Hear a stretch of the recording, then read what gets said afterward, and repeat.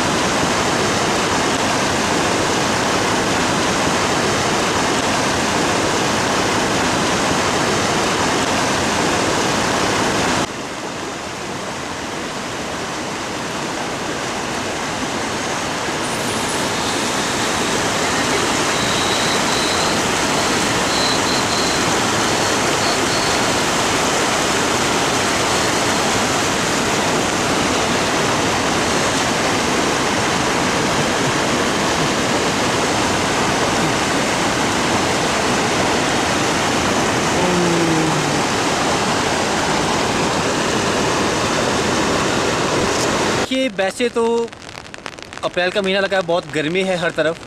हम यहाँ पे इतना ठंड है हमें कि चारों तरफ बर्फ़ है और इतना ठंडा क्लाइमेट यहाँ का है, फिर भी जब हम सामान उठा रहे थे तो हमें काफ़ी अच्छा फील होता है कि हमारे माथे से पसीना आना शुरू हो चुका है। तो हम योगी जी की तरफ जा रहे हैं तो हमें मन ही मन हमें काफ़ी खुशी है इस बात को लेकर, काफ़ी उत्साह है हमारे मन में। तो यहाँ से हम कुछ ना कुछ ग्रहण करके जाएंगे, ऐसा दिव्य वातावरण हमें यहाँ पे मिला, इसके लिए हम खुद को सौभाग्यशाली मानते हैं। धन्यवाद।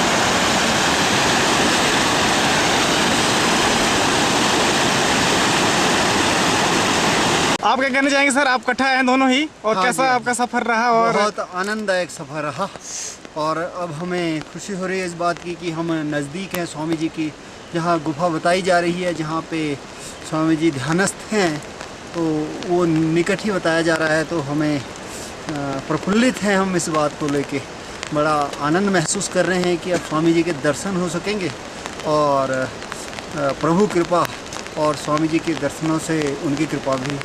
आपने सर कंबल उठाए हैं, कैसा महसूस कर रहे हैं?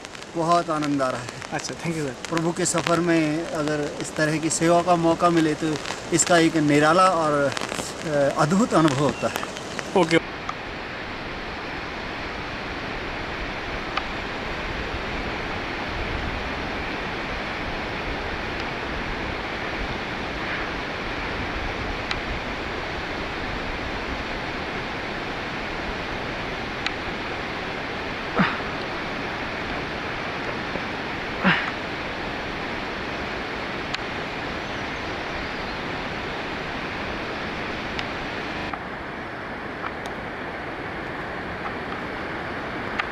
जय भोलेनाथ। नमः शिवाय, नमः शिवाय। नमः शिवाय, ओम नमः शिवाय, ओम नमः शिवाय। तो गुरुदेव जी, आप कैसा महसूस कर रहे हैं ऐसे वातावरण में आकर, और आप क्या संदेश देना चाहेंगे जो भी यहाँ पे योगी जी के दर्शन करने आ रहे हैं, दूर दराज के क्षेत्र से जितने टूरिस्ट आ रहे हैं और जितने श्रद्धालु आ रहे हैं, आप क्या कहना चाहेंगे? सर, मैं तो यही कहना चाहूँगा कि योगी जी महाराज, स्वामी सत्येंद्रनाथ जी महाराज यहाँ पे बैठे हुए हैं, ग्लेशियर के बीच में बैठे हुए, लेकिन ये प्राचीन काल की सारी कथाएं हमने पढ़ी हुई है, सुनी हुई है, लेकिन जो वास्तव में हमें देखने को नज़ारा मिल रहा है वो एक अद्भुत दृश्य है, वास्तव में एक अलौकिक दृश्य है। क्योंकि आज के समय में ऐसी साधना ना कोई करता है, ना किसी के बस की बात है। एक ही देखिए, एक ही आसन में काफ़ी दिन, पिछले 5 दिनों से बैठे हुए, अभी आगे का हम क्लियर नहीं कर पाएंगे। एक ही आसन में बैठे रहना और बिना खाए पिए, बिना मलमूत्र का त्याग किए हुए बैठना कोई असंभव कार्य नहीं है, बल्कि आजकल कोई भी मनुष्य ऐसा नहीं है कि जो कि एक ही आसन में, एक ही पोजीशन में या 1 घंटा बैठ सके या आधा घंटा बैठ सके। इसलिए हमें एक प्रेरणा भी मिलती है और एक अद्भुत दृश्य भी है, कठोर साधना और कठोर साधना है। मैं गोपाल जी से जानना चाहूँगा कि योगी जी इतने दिन तक यहाँ पे बैठेंगे तो आप क्या महसूस कर सकते हैं कि कोई इंसान इस अवस्था में बैठ सकता है, और उनका इसके पीछे क्या उद्देश्य हो सकता है, आप क्या कहना चाहेंगे? बिल्कुल ही ऐसा करना बिल्कुल असंभव सी बात है। आज का विज्ञान इस बात को कदापि नहीं मान सकता कि इस तरह कोई व्यक्ति बिना मलमूत्र त्याग किए और बिना खाए पिए इतने दिनों की कठोर साधना कर सकता है। ऐसा असंभव है और विज्ञान के लिए बहुत बड़ी चुनौती है। और जिस तरह माइनस में जो तापमान है यहाँ का, इस ठंड में जहाँ की हम 5-5, 6-6 कपड़ों के साथ भी ठंड महसूस कर रहे हैं, और योगी जी नग्न अवस्था में, एक हिसाब से निर्वाण अवस्था में बैठे हुए हैं यहाँ पे, तो ये बिल्कुल असंभव है और दिव्यता है अपने आप में, जो विज्ञान की पहुँच से परे की बात है। बिल्कुल मैं तो ये कहूँगा ये अद्भुत है, बिल्कुल विलक्षण है। और हम यही सुन के, इन बातों को समाचार पत्रों में पढ़ के हम यहाँ तक पहुँचे हैं और देखते हैं आगे।